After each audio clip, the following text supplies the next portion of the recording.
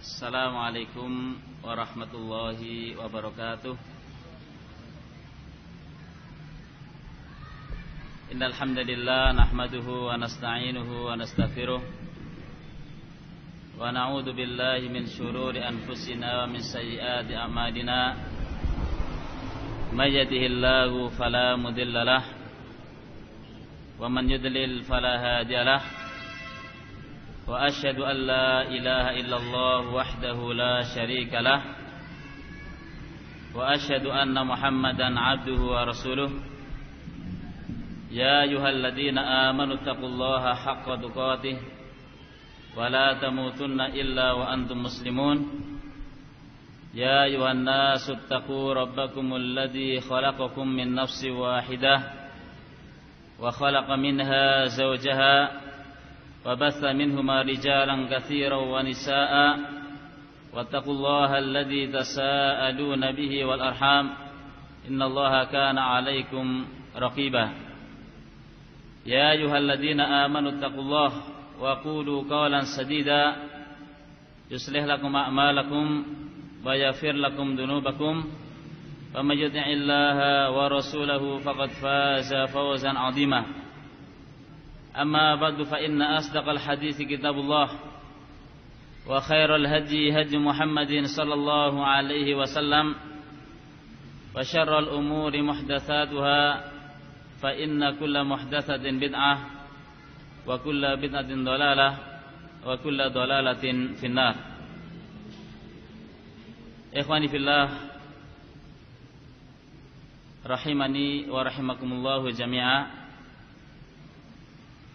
Syukur untuk Allah Subhanahu wa taala yang telah memberikan kesempatan kepada kita,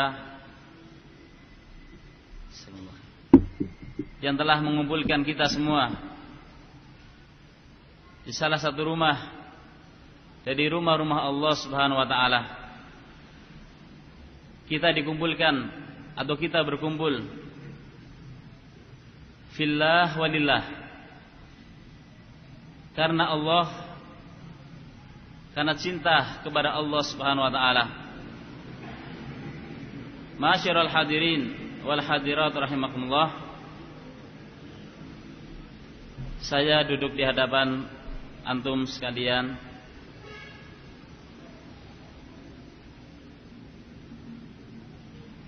pada sore hari ini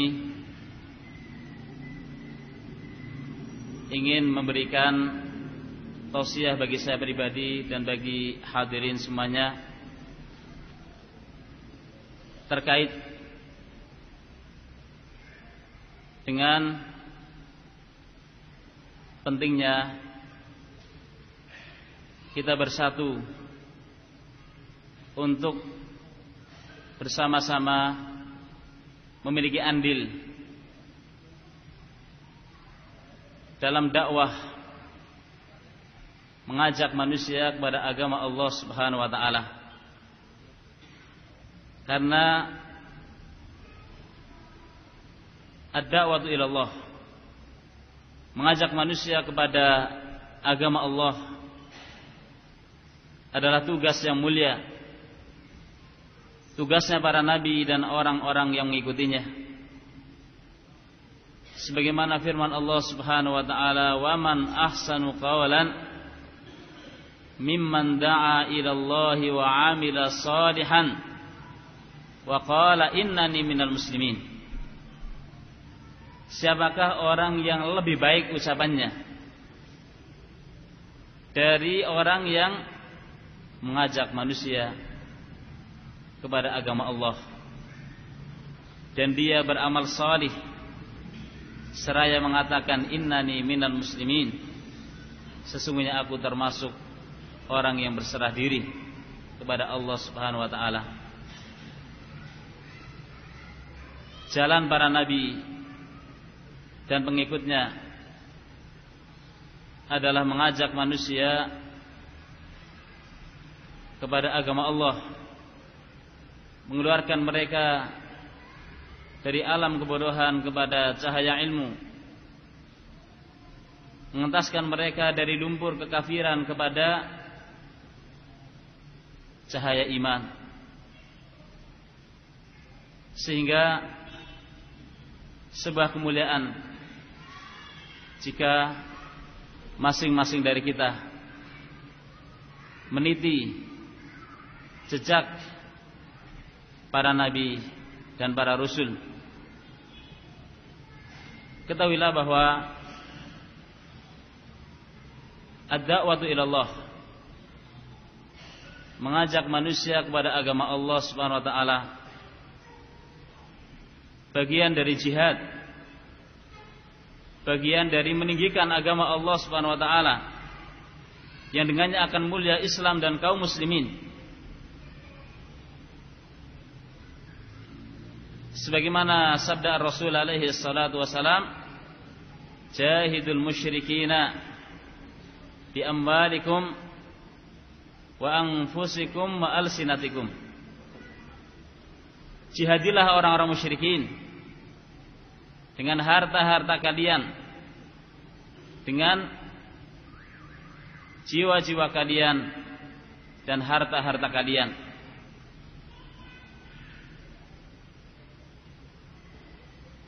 Berdakwah di jalan Allah Subhanahu wa taala tidak akan mungkin bisa berjalan dengan baik tanpa ada dukungan dari berbagai pihak. Sebagaimana dahulu Rasul alaihi salatu wasalam di awal-awal beliau berdakwah sangat mendapatkan dukungan moral, dukungan materi dan segalanya dari Khadijah binti Khuwailid, dari Abu Bakar As-Siddiq dan yang lainnya. Sehingga ketika dakwah mendapat dukungan dari banyak pihak, dan dukungan ini bisa berupa saran, bisa berupa tenaga, bisa berupa harta atau yang lainnya. Jadi jangan dianggap bahwa mendukung dakwah semata-mata seorang harus mengeluarkan uang. Jangan. Mendukung dakwah bisa dengan beragam hal, sesuai dengan kemampuan masing-masing. Dahulu para sahabat Nabi ridwanullah alaihim, tidak semuanya orang yang berduit, tidak semuanya juga orang yang kuat. Ada dari mereka yang fakir, ada dari mereka yang lemah fisiknya. Tetapi semua mereka memiliki kepedulian terhadap Islam dan kaum muslimin. Orang yang kuat dengan tenaganya, orang yang kuat maka dia membela agama Allah dengan tenaganya. Orang yang dia memiliki harta misalnya, dia menyisihkan sebagian hartanya untuk dakwah. Orang yang tidak punya kemampuan secara finansial dan tidak memiliki kekuatan secara fisik, maka dengan doanya. Dan jangan kira doa sesuatu yang ringan, sesuatu yang mudah, sesuatu yang tidak ada nilainya dalam dakwah. Bisa jadi doa orang-orang lemah yang keluar dari hati yang tulus, terutama di saat-saat yang mustajabah, di tengah malam misalnya, yang senantiasa mendoakan kelancaran dakwah, yang senantiasa mendoakan persatuan ikhwah di atas Alkitab was Sunnah. Mungkin ini lebih bisa dikatakan punya andil besar dalam dakwah. Ketika dahulu dalam satu peperangan, para sahabat atau ada dari sahabat Nabi setelah selesai perang dan harta rampasan perang telah dikumpulkan, ada sebagian mereka yang merasa punya jasa yang besar dalam jihad, sehingga dia ingin minta bagian ghanimah yang lebih banyak dari yang lainnya. Maka Nabi alaihi salatu wasallam bersabda, innama tunsaruna wa turzaquna bi du'afaikum. Innama tunsaruna wa turzaquna bi du'afaikum. Hanyalah kalian ditolong oleh Allah dan diberi rezeki oleh Allah karena orang-orang lemah dari kalian. Sejarah telah membuktikan bahwa orang yang dia punya kepedulian kepada orang yang lemah, apakah itu keluarganya atau bukan, tetangganya atau orang yang jauh, sejarah telah membuktikan bahwa orang seperti ini akan dilancarkan usahanya. Telah datang seorang sahabat kepada Nabi alaihi salatu wasallam, "Ya Rasulullah, saya mencari usaha, sementara saudara saya cukupi dari usaha saya, dia duduk di majelis." Artinya dia ingin ingin lapor kepada Nabi, "Saya yang capek ya Rasulullah mencarikan harta, sementara saudara saya enak-enakan duduk di majelis Anda ya Rasulullah." Apa kata Nabi alaihi salatu wassalam? "La'allaka turzaqu bihi." La'allaka turzaqu bihi. Bisa jadi kamu diberi rezeki oleh Allah karena kamu perhatian terhadap saudaramu ini. Dan jangan kira saudaranya duduk di majelisnya Nabi kemudian tidak capek mendengar hadis-hadis Nabi, menghafal dan memahaminya, bukan sesuatu yang ringan. Orang mungkin kalau dia capek karena mencangkul, capek karena bekerja fisik, mungkin istirahat sehari 2 hari sembuh. Tapi orang capeknya pikiran itu kadang lama. Capeknya itu apa? Lama. Inti dari ini semua bahwa para sahabat Nabi, status sosial mereka berbeda-beda,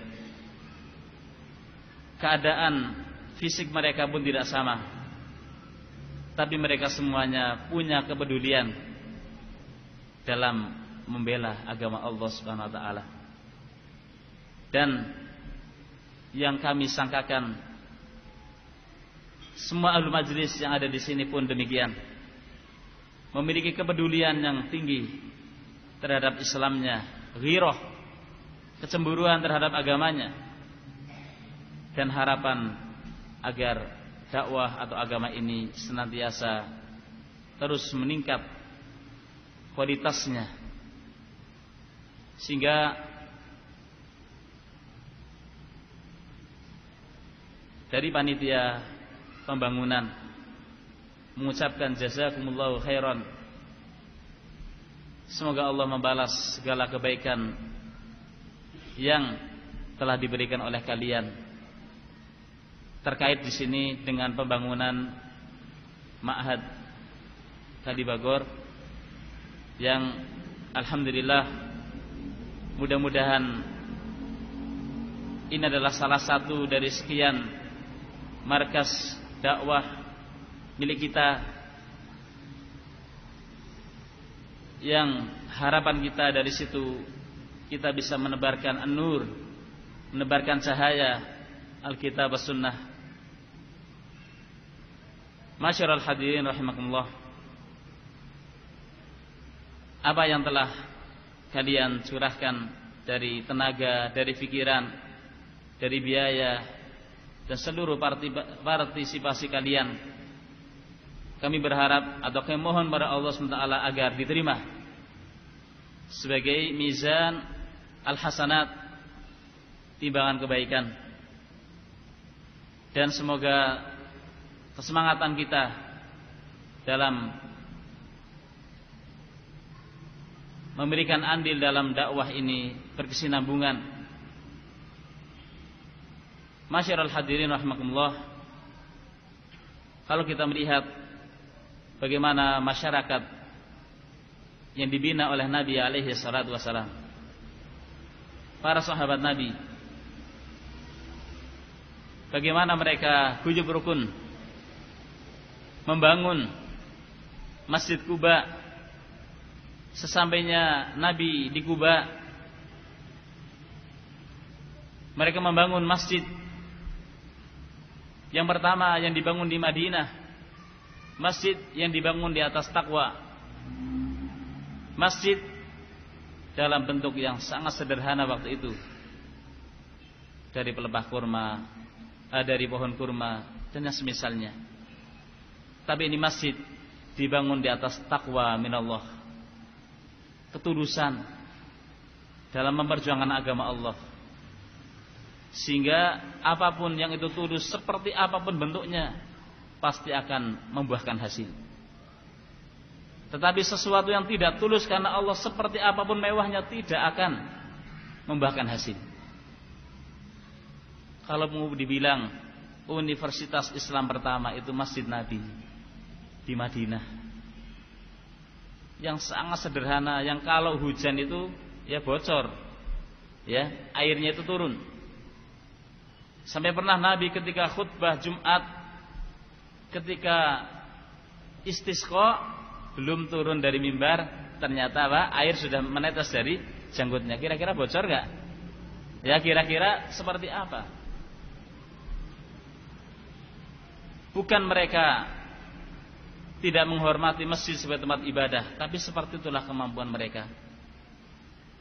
Tapi keterbatasan tidak menyurutkan semangat dan tekad mereka dalam memperjuangkan agama Allah Subhanahu wa taala. Inilah yang patut untuk kita catat dalam benak kita, bahwa keterbatasan jangan menjadi faktor penghalang dalam kita memperjuangkan agama Allah Subhanahu wa taala. Ar-Rasul alaihi salatu wassalam sebagai pembimbing umat serta teladan mencontohkan bagaimana dahulu ketika perang Khandaq, ketika kota Madinah ketenangan penduduknya diusik oleh kedatangan pasukan musyrikin. Mereka tahu bahwa ini bahaya yang besar, sebuah bahaya yang besar sepertinya tidak akan mungkin bisa ditangani dengan sendiri atau hanya beberapa orang. Maka kita lihat bagaimana para sahabat Nabi, mereka terjun, dan Nabi pun ikut secara langsung menggali parit. Dan Anda bisa bayangkan, tanah di Madinah nggak seperti di sini. Tanah yang berbatu. Tanah yang berbatu tentu seperti apa, dan alat yang digunakan untuk menggali pun jangan dibayangkan seperti alat-alat berat di zaman sekarang ini. Tetapi kita lihat usaha keras mereka untuk membentengi kota Madinah, dengan mereka menggali parit berhari-hari sampai keringat bercucuran. Rasa letih dan lapar terlihat dari wajah Nabi dan para sahabat, sehingga menggugah perasaan sahabat Jabir ibn Abdullah. Maka dia pun pulang menyembelih seekor kambing. Kemudian sekiranya kambing telah masak, maka Jabir mengundang Nabi dengan beberapa sahabat. Bukan semua sahabat, karena satu kambing gak akan mungkin ya, nanti kambingnya berapa, ya kan? Nah, ya ini cuma satu kambing, ya gak mencukupi semua sahabat. Kemudian Nabi datang. Nabi datang dengan diiringi oleh seluruh sahabat. Ketika melihat para sahabat datang dalam jumlah yang sangat besar, maka sahabat Jabir ibn Abdullah tercengang. Dia pun memandang istrinya dengan penuh keheranan, dan istrinya pun memandang sahabat Jabir dengan penuh kecemasan. Bagaimana nanti ini para tamu kita datang sebanyak ini, sementara makanan yang kita hidangkan cuma satu kambing. Ingat, barokah orang ikhlas akan kalian lihat dalam sejarah ini. Kemudian Nabi ketika datang, Nabi mendoakan barokah pada kuali yang sudah berisi daging. Kemudian Nabi sebagai seorang panglima dan pimpinan umat mencidukkan daging untuk para sahabat. Jadi Nabi itu yang terakhir. Nabi itu yang terakhir sampai para sahabat semuanya kenyang, baru saya itu Nabi ya makan. Nah, seperti ini jiwa seorang pemimpin. Bukan yang penting saya dapat, nggak urusan anak buah saya lah. Didahulukan para sahabat. Ini diantara barokah dan karomah yang Allah berikan kepada Jabir. Satu kambing bisa mencukupi sekian ribu orang. Karena apa? Tulus. Sesuatu yang tulus walaupun sedikit, besar nilainya di sisi Allah Subhanahu wa taala. Namun sebaliknya sesuatu yang tidak tulus seperti apapun, seperti gunung infak seorang, enggak akan diterima oleh Allah. Sehingga hendaklah masing-masing dari kita menata kembali niat, meluruskan tujuan dan niat dalam setiap amalan. Apakah kita tujukan karena mencari ridho Allah atau bukan? Dahulu sebagian salaf mengatakan, rubba amadin kabirin tusahhirun niyah, wa rubba amalin saghirin tukabbirun niyah. Bisa jadi satu amalan besar, namun bisa menjadi kecil nilainya karena niat yang ada padanya. Tidak tulus, tidak ikhlas. Terpaksa saya ini membantu tenaga, membantu ya biaya, pikiran. Kalau seperti ini, seperti apapun biaya dan tenaga yang kita curahkan sia-sia. Bisa jadi suatu amalan kelihatannya besar seperti gunung, namun karena niat yang tidak tulus bisa menjadi kecil. Dan bisa jadi suatu amalan itu kecil dilihat di mata manusia, namun karena tulus maka menjadi besar di sisi Allah Subhanahu wa taala. Sehingga tulus dalam beramal, ikhlas dalam berinfak, baik itu tenaga atau harta atau pikiran, adalah pokok dari diberkahinya sebuah usaha, pokok dari diberkahinya suatu amalan. Sebagaimana sahabat Jabir ibn Abdullah diberkahi infaknya, bisa menyenangkan para sahabat yang mereka telah keletihan dan kelaparan ketika menggali parit, mampu memberi hadiah kepada Nabi, di mana Nabi waktu itu memimpin para sahabat dalam menggali parit yang tentu lebih lapar dan lebih apa? Ya, letih. Namun karena ketulusan yang ada pada Jabir, seekor kambing telah mampu mencukupi sekian banyak dari pasukan yang secara hitungan kasar tidak akan mungkin mampu. Karena memang hitungan manusia tidak sama dengan hitungan Allah SWT. Terkadang dalam bayangan kita, kalau kita punya harta, kita infakkan sedikit saja itu berkurang. Kita punya uang 10.000, kita infakkan 2.000, tinggal 8.000. Itu berkurang menurut hitungan kita. Tetapi orang yang tahu pahala dan besarnya barokah, dia tidak akan memandang hartanya berkurang. Dia percaya dengan sabda Nabi alaihi salatu wasalam, ma naqasat shadaqatun min malin. Yang namanya sedekah tidak akan mengurangi harta.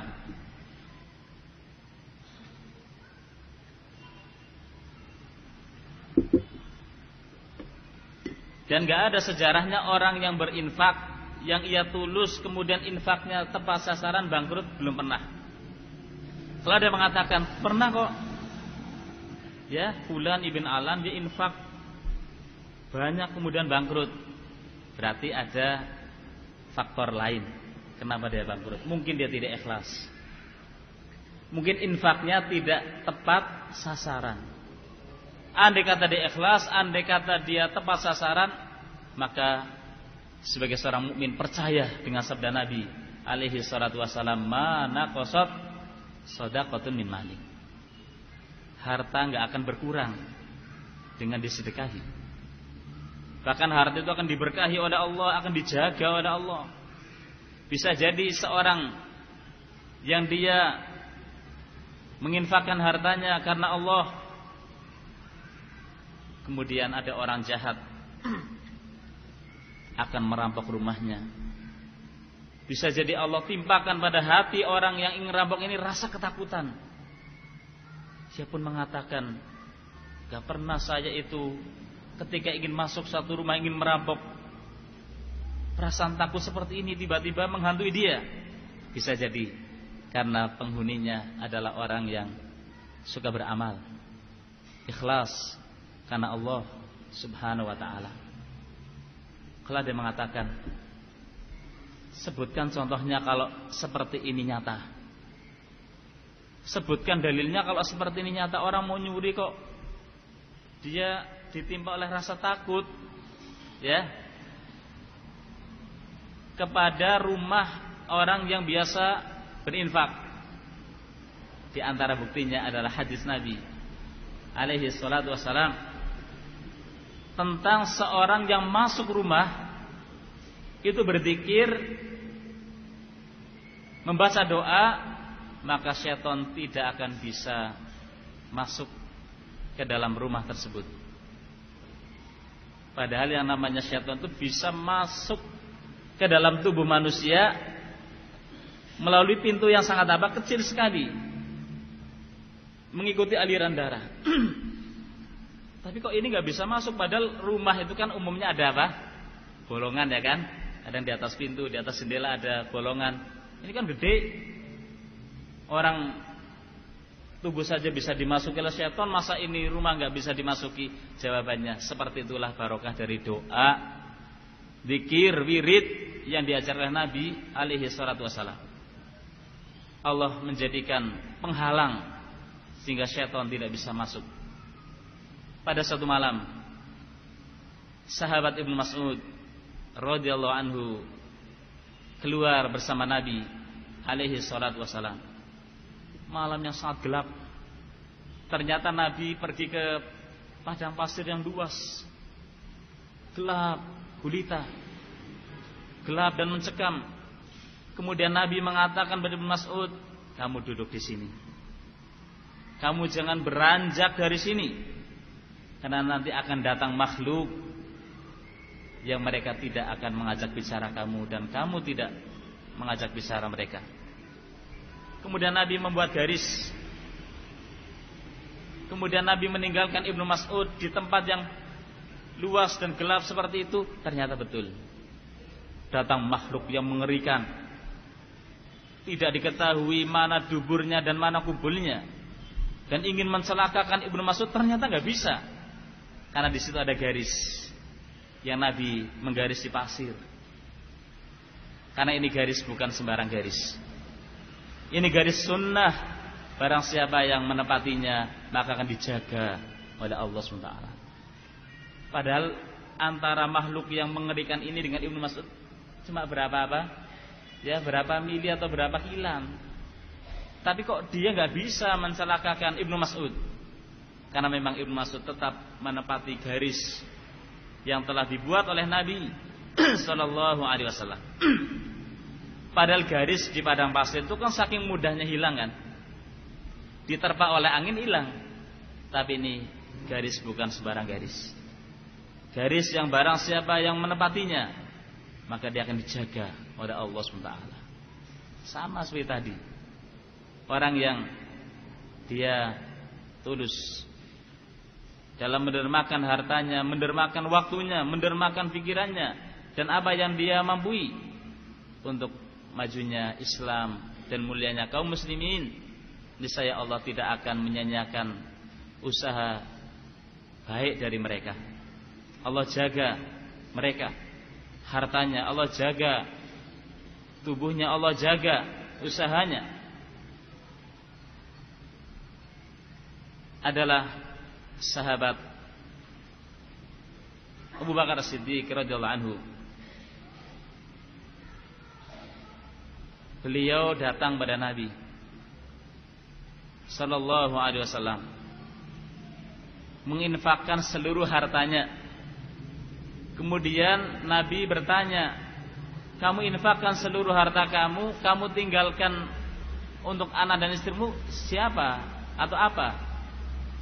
Kata Abu Bakar, saya tinggalkan bagi mereka Allah dan Rasulnya. Kemudian setelah itu apakah Abu Bakar kemudian menjadi orang yang bangkrut? Bukan. Sebelum saya lanjutkan, di sini ada catatan penting. Bukan berarti apakah ini ajakan untuk kita menginfakkan seluruh hartanya? Bukan. Wallahu alam, belum pernah kami membaca riwayat Nabi mengizinkan sahabat menginfakkan seluruh hartanya kecuali apa? Abu Bakar. Karena pernah ketika sahabat Sa'ad ibn Abi Waqqas ingin menginfakkan separuh hartanya, Nabi ingatkan jangan. Ingin menginfakkan yang berwasiat dengan sekian, Nabi ingatkan jangan. Sampai sepertiga, baru Nabi mengatakan as-sulus was-sulusu katsir. Sepertiga itu banyak. Jadi bukan berarti kita diperintahkan mengikuti Abu Bakar menginfakkan seluruh hartanya, bukan. Karena Allah sendiri mengatakan wa mimma razaqnahum yunfiqun, dan dari sebagian apa yang telah kami berikan kepada mereka, mereka menginfakkan. Sebagian kecil, sebagian, enggak banyak. Ya, sebagian. Jadi Allah SWT tidak memerintahkan untuk mengeluarkan semuanya. Dan zakat itu sendiri pun ya tidak seluruh harta. Sebagian harta itu pun ya kalau itu harta berupa uang atau emas 2,5%. Kan sedikit. Kembali kepada kisah Abu Bakar As-Siddiq. Apakah ketika dia menginfakkan hartanya kemudian dia jatuh bangkrut? Tidak. Tapi memang Abu Bakar dan keluarganya orang-orang yang sangat percaya dengan adanya ganti dari Allah SWT. Dan Abu Bakar itu seorang pedagang besar yang tentu banyak istilahnya ling dan leng,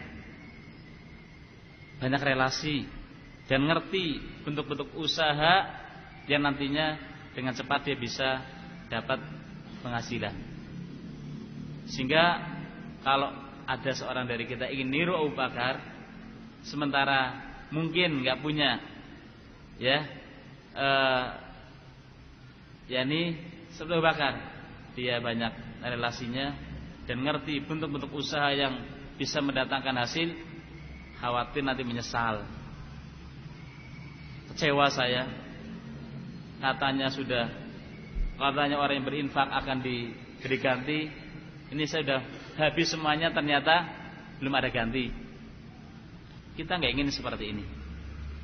Apapun yang kita infakkan dari waktu, dari tenaga, dari harta, pikiran, ya, kita semampu kita dan sesuai dengan ketulusan ya hati kita. Sehingga kalau itu berangkat dari ketulusan dan kepedulian dalam membela agama Allah Ta'ala, insyaallah Ta'ala yang seperti ini menjadikan barokah bagi yang memberi dan yang diberi, bagi yang memberi dan diberi. Telah disaksikan oleh sebagian manusia, sebagian lembaga pendidikan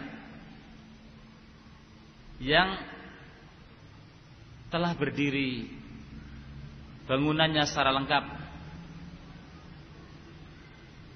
namun kita nggak ngerti apakah yang bangunnya tulus atau tidak. Ternyata bangunan itu tidak dimanfaatkan, mangkrak.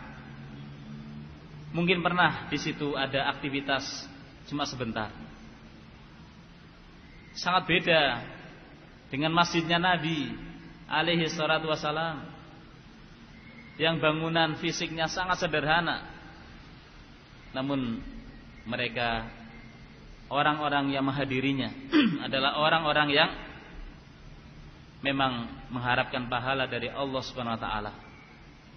Sehingga sampai saat ini Masjid Nabawi tidak pernah sunyi dari manusia. Anda dapati di sana orang yang ruku, Anda dapati di sana orang yang sujud, Anda akan dapati di sana orang yang tilawatul Quran, orang yang zikir, orang yang belajar, orang yang mengajar, orang yang meminta bimbingan dan orang yang membimbing, orang yang bertobat kepada Allah, istighfar. Apa kita tidak ingin jika kita punya andil pada suatu tempat yang tempat itu digunakan untuk apa? Ketaatan. Yang kita ikut mendapatkan bagian dari pahala. Karena Rasulullah SAW bersabda pada hadis yang masyhur tentang 3 perkara yang akan terus mendatangkan pahala bagi seorang meskipun dia telah mati. Karena aslinya dengan kematian berarti telah berakhir sudah tugas manusia di dunia dan sudah tidak lagi ada kesempatan beramal. Namun ada 3 jenis amalan yang jika ini dilakukan dengan tulus, maka pahala terus mengalir kepada seorang meskipun dia telah terkubur di bawah tanah. Yang pertama, sedekahun jariyah. Sedekah jariyah yaitu infak yang itu manfaat dari infaknya terus dipakai oleh manusia dari waktu ke waktu. Misalnya adalah mushaf Al-Quran yang kita wakafkan di masjid, yang mungkin masing-masing kita bisa melakukannya setiap tahun 1 kali membelikan mushaf itu bisa. Taruhlah setiap hari seorang dia menabung 500 perak dalam setahun sudah berapa? Ya sudah 180-an ribu. Itu sudah dapat mushaf Al-Quran 3. Ya kan? Sudah bisa. Secara teori gampang ya kan? Seperti itu. Karena terkadang seorang ingin berdakwah sementara dia tidak punya kemampuan ilmu. Padahal yang namanya dakwah tidak harus orang duduk di majelis, tidak harus seorang duduk di naik di atas mimbar. Orang bisa berdakwah sesuai dengan kapasitas masing-masing. Ada yang dengan jabatannya dia bisa punya andil dalam membela dakwah ini. Ada yang dengan tenaganya, ada yang dengan pergaulannya di tengah masyarakat. Dia bisa menebarkan kebaikan, mencontohkan akhlakul karimah, ibadah yang sahihah dan akidah shafiyah yang murni, sehingga manusia tertarik untuk mengikutinya. Di antaranya juga tadi seorang misalnya mewakafkan mushaf Al-Quran. Demikian pula seorang dia mewakafkan tanahnya atau sebagian hartanya untuk masjid. Karena yang namanya membangun masjid itu tidak semuanya biaya dari kita. Bisa jadi kita punya andil di situ 10.000. Kita termasuk pada sabda Nabi alaihi salatu wasalam, man bana lillahi masjidan walau kamabhasi qutatin banallahu lahu baitan fil jannah. Barang siapa yang membangun masjid walaupun seperti susuh burung, seperti apa? Sangkar burung kecil. Dan nggak mungkin ya orang bangun masjid sekecil itu, ya kan? Gambarannya ini susu yang kecil, bukan model kurungan besar kan ada juga kan? Tapi ini gambarannya apa kecil, ya? Maka Allah akan bangunkan baginya rumah di dalam surga. Apakah terfahami dari hadis ini bahwa dia membangun masjid biaya dari dia semuanya? Tidak harus. Mungkin dia nggak punya biaya, tapi dia punya kedekatan dengan penguasa. Misalnya dia mengatakan kepada misalnya gubernur, ini di kampung kami nggak ada masjid. Kalau misalnya ada dana untuk membangun masjid di kampung kami, maka kami sangat berterima kasih.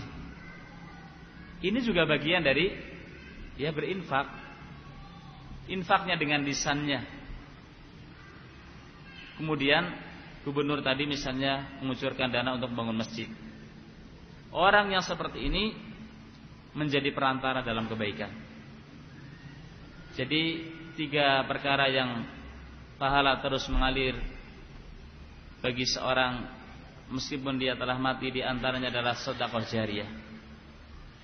Sedekatun jariyatun. Yang kedua, ilmu yang bermanfaat. Jadi maksud dengan ilmu di sini adalah ilmu kitab was sunnah.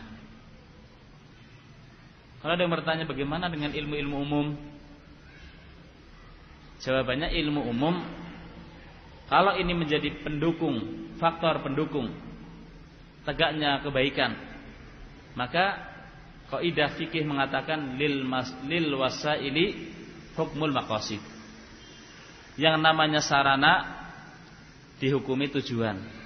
Kalau ilmu ini digunakan untuk kebaikan, membela agama Allah walaupun ilmu umum, maka dia pun telah memberikan andil dalam kebaikan.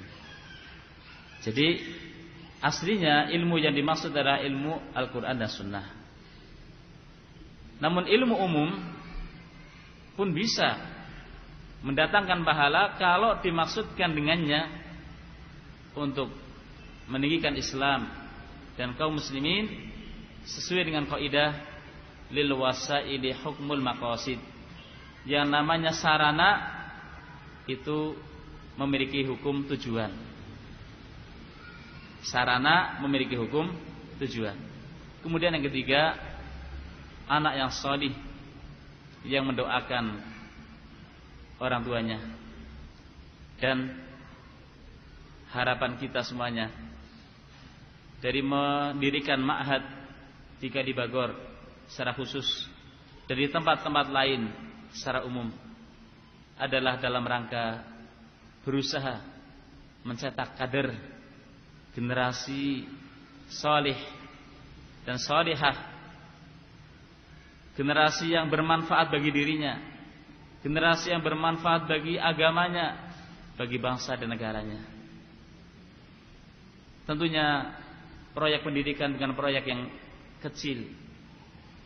Proyek pendidikan artinya adalah menanamkan nilai-nilai agama kepada generasi masa mendatang. Yang ini tentunya membutuhkan adanya ta'awun, partisipasi dari semua pihak, semua lapisan masyarakat, sehingga harapannya ketika para generasi muda dan mudi kita mereka telah mendalami agama Allah SWT, mereka tahu apa yang harus mereka perbuat demi kebaikan dirinya, demi kebaikan agamanya, bangsa dan negaranya. Dan sesungguhnya mendidik generasi mendatang termasuk bagian dari mengisi pembangunan yang digalakkan oleh pemerintah. Karena yang namanya mengisi pembangunan bukanlah hanya membangun fasilitas umum, namun lebih dari itu adalah mendidik generasi mendatang dengan pendidikan yang benar dan baik akidahnya, baik ibadahnya dan lurus akhlak dan budi pekertinya. seorang yang dia peduli terhadap agamanya dan punya kecemburuan terhadap umatnya, mungkin dia akan meneteskan air mata ketika melihat generasi muda dan mudi di zaman sekarang moralitas mereka sudah jatuh, sopan santun, belum kita bercerita yang lainnya dari ibadah, sopan santun sudah ditanggalkan. Padahal dahulu seorang penyair mengatakan dalam syairnya, innamal umamu akhlaquhum ma baqiyat fa in dhahabat akhlaquhum dhahabu. Yang namanya suatu bangsa akan eksis, akan terus jaya selama budi pekerti ada pada mereka. Namun jika budi pekerti ini sudah hilang, maka dengan sendirinya bangsa itu sendiri pun akan hilang. Apa yang sedang kita semua usahakan di sini adalah mendidik diri kita, anak-anak kita, keluarga kita,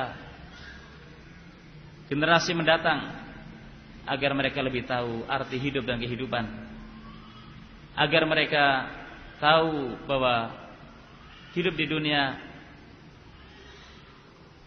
adalah sementara dan jembatan menuju alam akhirat, sehingga orientasi dakwah kita dan ajakan kita bukan semata-mata kebendaan, tapi semata-mata adalah jannatullah, surga Allah Subhanahu wa taala.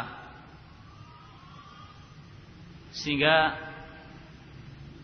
usaha ini bukan usaha yang berhenti di jalan,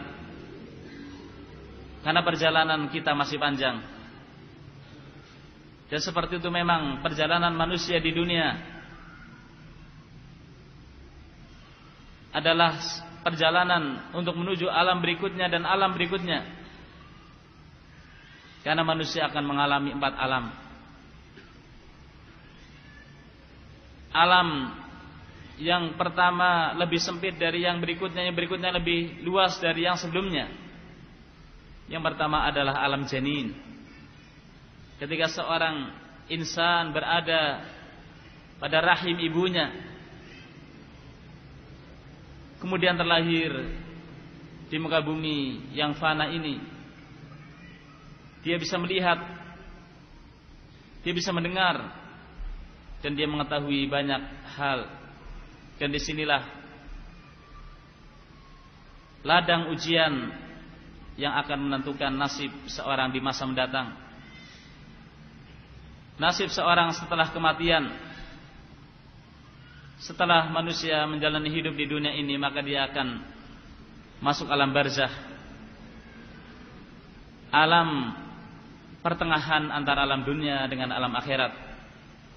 Alam yang seorang sudah tidak bisa lagi mengejar ketertinggalan dan menyesali kekeliruan. Alam yang seorang sudah merasakan bagian dari usahanya. Jika baik, maka kebaikan yang akan dia rasakan, dan jika buruk, maka kejelekan pula yang akan dia rasakan.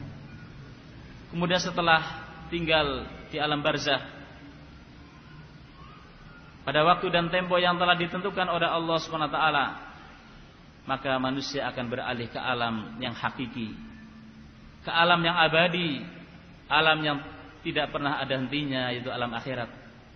Itulah tujuan kita dalam hidup, bahwa kita akan menuju ke alam sana, bahwa kita akan meninggalkan dunia yang fana dengan segala kegemerlapannya, bahwa masing-masing kita akan menghadap kepada Sang Pencipta Azza wa Jalla. Di sanalah adab, dan di sana pula nikmah. Fariqun fil jannah, kata Allah, wa fariqun fis sa'ir. Sekelompok manusia berada di surga, dan sekelompok yang lain berada di api neraka. Sehingga masing-masing orang melihat, masing-masing orang memilih jalan apa yang akan dia tempuh, dan kelompok mana yang akan dia bergabung dengannya nanti di akhirat. apakah fariqun fil jannah ataukah fariqun fis sa'ir. Kelompok yang itu akan masuk dalam surga atau kelompok yang akan digiring menuju neraka. Masyiral hadirin wal hadirat rahimakumullah. Di sini kami tidak bisa berpanjang lebar. Inti dari pertemuan kita pada sore hari yang diberkahi ini adalah kita mengingatkan diri kita, mengingatkan saudara-saudara kita semuanya bahwa Islam, bahwa dakwah adalah sesuatu yang mulia yang butuh diperjuangkan bersama. Dan bentuk perjuangan yang bisa kita berikan tentu sesuai dengan kemampuan kita masing-masing. Pikiran kita terus kita berpikir agar bagaimana diri kita semakin hari semakin meningkat sisi iman dan takwanya, keilmuannya. Saudara-saudara kita, bagaimana anak-anak mereka bisa kita didik dengan pendidikan yang baik, sehingga kita telah menorehkan sejarah yang indah dalam kehidupan ini. Kita telah memberikan catatan yang indah bahwa kita telah berusaha memperjuangkan agama Allah, meninggikan agama Allah sesuai dengan kemampuan kita. Kalau kita melihat bagaimana musuh-musuh Islam, mereka tidak pernah ada hentinya untuk membuat makar terhadap Islam dan kaum muslimin, lailan wa nahara, siang dan malam, dengan beragam cara dan upaya. Mereka menginfakkan hartanya tidak sedikit untuk menghalang-halangi manusia dari jalan Allah Subhanahu wa taala. Sebagaimana firman Allah Subhanahu wa taala, "Innal ladzina kafaru yunfiquna amwalahum liyasuddu an sabilillah." Sesungguhnya orang-orang yang kafir, mereka menginfakkan harta mereka untuk menghalang-halangi dari jalan Allah Subhanahu wa taala. Demikian pula mereka saling berwasiat untuk istiqomah, untuk tetap tegar di atas kebatilan mereka, sebagaimana firman Allah Subhanahu wa taala ketika menyebutkan bagaimana wasiat orang-orang kafir satu terhadap yang lainnya. Animsu wasbiru ala adihatikum inna hadza la syai'un yurad. Kalian tetap jalan dan kalian hendaklah tetap teguh dalam membela Tuhan-Tuhan kalian. Inilah sesuatu yang diinginkan. Kalau orang-orang kafir mereka saling berwasiat satu dengan selainnya untuk teguh di atas kebatilannya, apa kita tidak saling berwasiat untuk teguh di atas agama Allah Subhanahu wa taala? Kalau orang-orang kafir mereka merelakan menyisihkan hartanya untuk menghalang-halangi jalan Allah, kenapa kita tidak menyisihkan sebagian harta kita untuk membela agama Allah? Kalau orang-orang kafir mereka bahkan mengorbankan nyawanya, mengorbankan tenaganya, fikirannya untuk meredupkan cahaya Allah, lalu apakah kita orang-orang yang mengatakan Rabbunallah, Rabb kita adalah Allah, kemudian kita tidak memperjuangkan agama kita? Sebagian salaf ketika menafsirkan firman Allah Subhanahu wa taala, innal ladzina qalu rabbunallah tsumma istaqamu ila akhir ayat.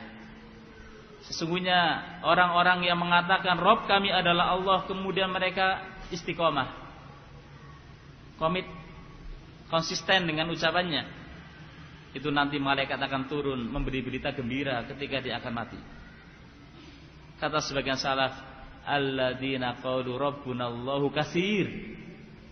Orang yang mengatakan Rabb kami Allah itu banyak. Tapi yang istiqomah mana? Banyak orang mengatakan kami ingin surga, tapi orang seperti ini tidak pernah beramal dengan amalan yang mengantarkan dia ke dalam surga.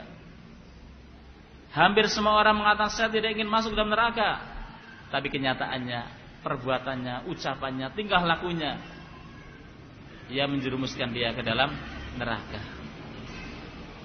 Jangan harap kita akan mendapatkan bantuan dari Allah kalau kita tidak memperjuangkan agama Allah. Jangan harap kita akan mendapatkan kemudahan dari Allah kalau kita tidak membela agama Allah. Karena Allah SWT mengatakan, in tansurullaha yansurkum. Jika kalian membela Allah, maka Allah akan membela kalian. Tadi mengatakan Allah kan Maha Kuat, kenapa kita bela? Yang kita bela kan satu yang lemah. Allah Maha Kuat, kenapa kita bela? Jawabannya, Allah itu Maha Kuat, dan Allah pun mampu membela agamanya tanpa bantuan dari kita. Tetapi Allah yang Maha Kuat, dan Allah pula yang mampu untuk membela agamanya. Dia pula yang memerintahkan kita untuk kita membela agama Allah Subhanahu wa ta'ala. Yakinlah dengan janji dari Allah bahwa kalau kita membela agama Allah, pasti Allah akan bela kita.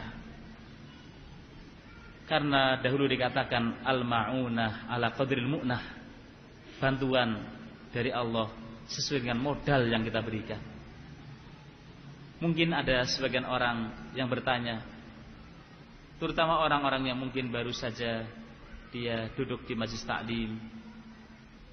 Dia mengatakan, mana janji ya dari Allah? Katanya orang yang beriman, orang yang bertakwa itu akan diberikan barokah, rezeki dari langit dari bumi. Saya sudah duduk di majlis 2 tahun kok saya tetap nyari kerjaan sulit. Ya kan? Mana janji dari Allah? Jawabannya, Allah tidak akan ingkar janji. Namun di sini ada hal yang perlu dievaluasi. Apakah Anda sudah beramal ikhlas karena Allah? Ya kan? Kemudian bisa jadi pertolongan Allah itu sudah dekat. Hanya saja kita yang tidak sabar. Kalau kita melihat Rasulullah Sallallahu Alaihi Wasallam, antara beliau mengawali dakwah, menebarkan kebaikan di tengah manusia dengan kemenangan yang gemilang yang beliau dapatkan dengan ditaklukkannya kota Mekah, apakah sehari 2 hari, setahun 2 tahun, 20 tahun? Karena Nabi di Mekah itu 13 tahun berdakwah, kemudian berhijrah ke Madinah pada tahun 8 Hijriah, kota Mekah jatuh di tangan kaum muslimin. Berapa tahun? 20 tahun. Bahkan sebagian sahabat gak pernah mengetahui, karena sebagian sahabat sudah meninggal waktu itu. Tapi tidak jadi masalah. Cukuplah bagi kita ikut andil dalam kebaikan dan ikut meletakkan batu pertama dalam kebaikan. Walaupun kita gak ngerti, ya mungkin kita sudah mati, ya bangunan itu belum lengkap, ya mungkin suatu saat bangunan pondok ini ya akan lebar, kemudian juga akan memberi manfaat, kontribusi bagi umat, kita nggak ngerti. Mungkin kita belum merasakan hasilnya, karena itu kita serahkan pada Allah. Bisa jadi kita mati, setelah kita mati baru mungkin hasilnya kelihatan. Sebagaimana para sahabat dahulu, sebagian mereka tidak merasakan ya Fatu Mekah, karena sebagian mereka sudah terbunuh. Ada yang terbunuh ketika perang Badar, terbunuh ketika perang Uhud, ada yang meninggal sakit dan yang lainnya. Tapi cukup menjadi sebuah kebanggaan, dan seorang telah menorehkan tinta emas dalam sejarahnya bahwa dia ikut andil dalam memperjuangkan agama Allah Subhanahu wa ta'ala. Dan kami tutup dengan menyebutkan sabda Nabi alaihi salatu wassalam, khairun nasi anfa'uhum linnas. Sebaik-baik manusia adalah orang yang bisa memberikan kontribusi, orang yang bisa memberikan manfaat untuk orang lain. Hada khairun nas, ini adalah sebaik-baik manusia. Khairun nas anfa'uhum linnas. Sebaik-baik manusia adalah orang yang paling bisa memberikan manfaat bagi orang lain. Apa yang bisa kita perbantukan untuk membela saudara-saudara kita, kita perbantukan. Apakah tenaga kita, apakah harta kita, apakah pikiran kita. Dan ini adalah suatu kemuliaan yang Allah akan balas di hari kemudian. Wallahu ta'ala a'lam bishawab. Mungkin hanya ini yang bisa saya sampaikan. Mohon maaf atas segala kurangan. Dan tentunya di sini ada orang yang lebih berhak untuk menyampaikan tausiah seperti akhuna al-fadil Ustaz Saifuddin Zuhri dan yang lainnya. Mudah-mudahan apa yang tadi kita renungi bersama, ya, apa yang kita dengar bersama menjadi buah renungan bagi kita, yang nantinya kemudian akan membuahkan upaya ke depan bagaimana kita bersama-sama untuk memajukan dakwah dan membela agama Allah Subhanahu wa taala.